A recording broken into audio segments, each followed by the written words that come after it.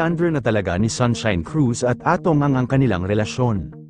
Sa viral video ni Sunshine at Atong na naispatan na nag-kiss sa isang sabungan ay kasabay na nag-viral din ang pangalan ni Gretchen Barreto na ano ang naging reaksyon nila Grete sa kissing scene ni Atong at Sunshine. Matapos ba ang 5 taon na pagsasama nila ni Atong ay hiwalay na ba silang dalawa? Ayan ang iniwan na tanong at malaking palaisipan pa rin hanggang ngayon kung naging si Gretchen ba at Atong. Naglabasa na naman kasi ang mga sweet viral photo nilang dalawa na magkasama. Magka-holding hands sa airplane kasamang bumili si Gretchen ng cellphone ni Atong sa Green Hills. Kasama din sa kasal ng anak si Atong na abay-abay ni Gretchen Barreto. Ang malaking tanong ng publiko naging si Atong ba at Gretchen ay hindi impossible na naging sila dahil sa ipinakita nilang dalawa sa publiko na palaging magkasama kahit saan magpunta. Ang sagot ay posible na naging sila at low-key lang ito dahil ang alam ng tao na sila ay magka-business partner kaya lagi silang magkasama.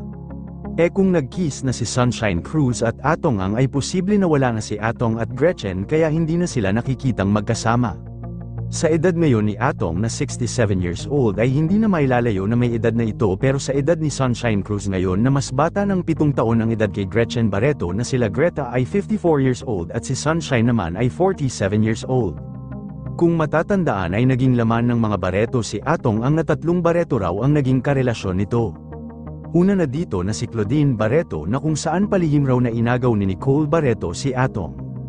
Ngunit pinabulaanan noon ni Atong ang balitang yan. Sino si Nicole? Si Nicole ay pamangkin ni Gretchen Barreto. Inakusahan din ni Nicole na inagaw sa kanya si Atong ni Gretchen. Pumunta pa siya ng US upang lumayo at makamove on sa hiwalayan nila. Panghuli ay si Gretchen Barreto na kung saan kasama niya mag-travel abroad na panghuling naging karelasyon raw ng negosyante. At sa current girlfriend ngayon ni Atong na si Sunshine Cruz ay naging malinaw na siya na ang makakasama ni Atong bago ito sumakabilang buhay sa edad nito. Wala naman raw masama dito dahil parehas naman na silang single kaya ayos lang na kung may namamagitan sa kanila. Yun lamang po. Ano ang masasabi mo sa balitang ito? Comment mo sa ibaba. Huwag kakalimutan i-like ang video na ito. Maraming salamat po sa panonood.